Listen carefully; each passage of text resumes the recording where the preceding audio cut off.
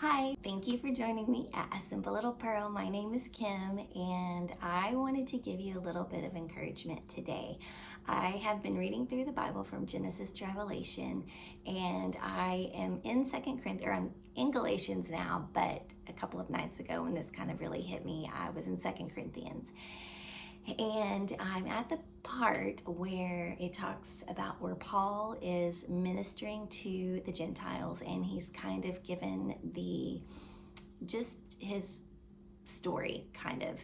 And so he was talking about the part where he has a thorn in his flesh. Now, I've grown up in church and I've heard messages about this.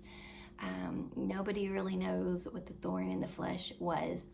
But what I found was interesting is that Paul was talking about asking God to remove the thorn. And he said he prayed to the Lord 3 times for him to remove it. And the Lord answered him by saying, "My grace is sufficient for you. My strength is made perfect in your weakness." That's how he answered Paul after Paul prayed 3 times for this thorn to be removed. That was the Lord's answer to Paul. My grace is sufficient. My strength is made perfect in your weakness. And I thought that was very, very interesting because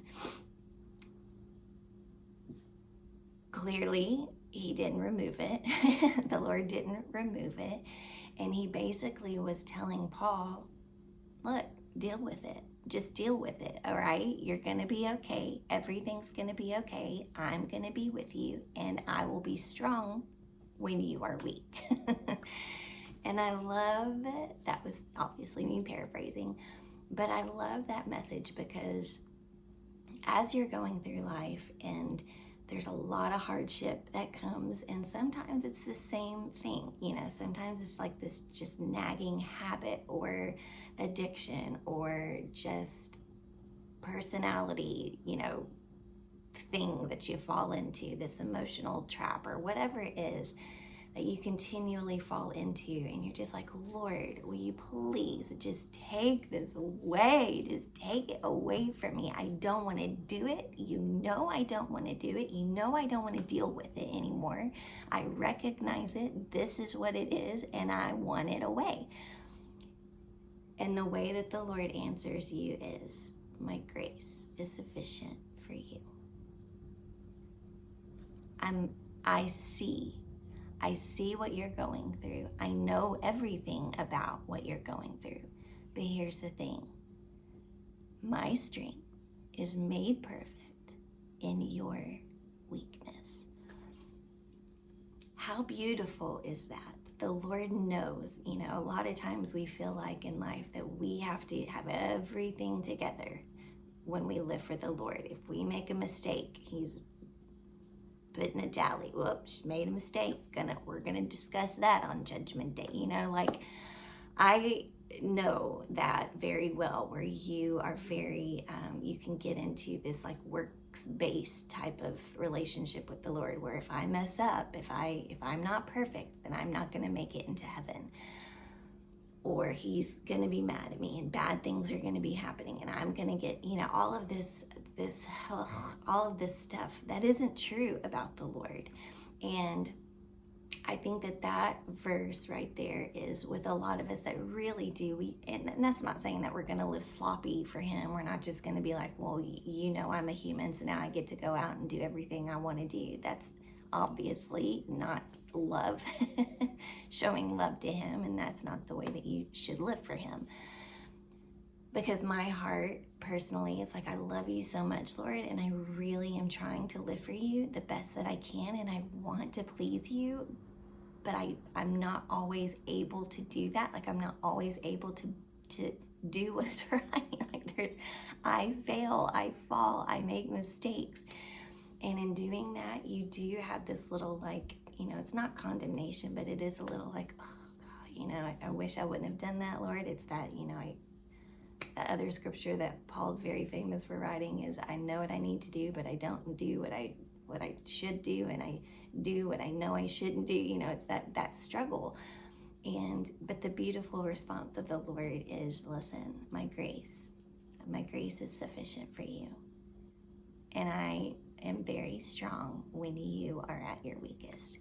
And I love that, because it puts total dependence on the Lord. And he's showing us his love. He's showing us that he knows who we are and how we operate and what we're capable of, and that everything ultimately is going to be okay as long as we just keep pressing towards the goal, keep running our race and not giving up and not giving in. I saw something on social media where a preacher was talking about the righteous man. He falls 7 times or something like that. And one of the preachers, he's like, the beautiful thing about that scripture is the righteous man falls 7 times, but he gets up. And that's the point. Being righteous isn't not falling, because he fell 7 times in order to get up 7 times. If he just fell 1 time, you don't get up 7 times after that. And I was like, that's really a beautiful way to look at it too, where we as humans, and I don't know if this comes from growing up or what we're taught as kids, but if you make a mistake, you're bad. Like it's and I've really tried in raising my boys to be really careful about how I handle a spill or something that they drop on the floor and it makes a huge mess, or mistakes that they make, and not like instantly overreact and like yell and be like, why did you do, because there was a point in my parenting where I did, like, it was like you spill and I just would be like, what are you doing? Be careful, I can't believe you did that.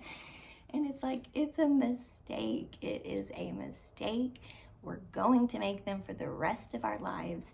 And just as long as we don't stay down, we're like, okay, I made the mistake. I'm going to get back up and try again, and not just, be flippant, be like, well, I made it and it's just, I'm going to make it again and you're just going to have to deal with it. No, it's like it's taking responsibility, owning your mistake, and trying not to do it again. And if it's something that you do again, then it's getting back up, and it's not surrendering to the mistake. It's getting up and learning from it and trying to be and do better. But not feeling that condemnation of, I'm a bad person because I made a mistake, because you're not. You're a person. You're a human. That's what we do, is we make mistakes for the rest of our lives. And so I just loved that scripture, and it really encouraged me, because in points of your walk with the Lord, sometimes things are going to go smoothly, and it's like, man, this is good, like everything feels good, and I'm on top of the world, and yay. And then sometimes it's just like, man, I suck. I suck. I don't feel like I can do anything right. And it's just like this constant thing, this battle within yourself. And I love the Lord in his answer, because I'm like, well, yeah, at one stance you could be like, you want to hear, yeah, okay, you've prayed 3 times, you've been real persistent and knocking on the door and praying and keep praying and all this kind of stuff, so I'm gonna honor your prayers and I'm removing it. That's the idea. That's what you love. But the Lord's like, no, my grace is sufficient. My grace is sufficient, and my strength is made perfect in your weakness.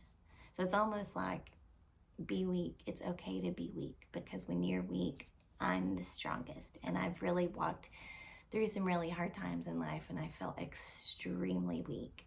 And I look back at those times and I got through them. And I can say that I got through them, and I can hold my head high because of how I got through them.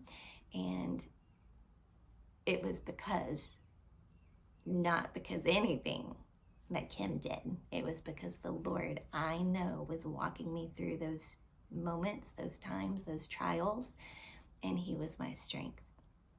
He was my strength when I was weak. And so I wanted to encourage you with that. Like, if you're going through a hard time and it just seems like you can't get it right, like life is just beating you up, just know that his grace is sufficient for you, and his strength is made perfect in your beautiful weakness. So don't give up. Keep going and trust the Lord. Trust the Lord that He will bring you through it, and you'll be able to hold your head high because He brought you through it. Don't leave Him. Don't leave His ways. Get into your word consistently every day. Get into your word. Some days it'll just be like okay, that's great, Lord. That's beautiful scripture. And some days that scripture will absolutely be food for you to just munch on and be strengthened by. So I just wanted to encourage you guys with that today, and I hope you have a good day.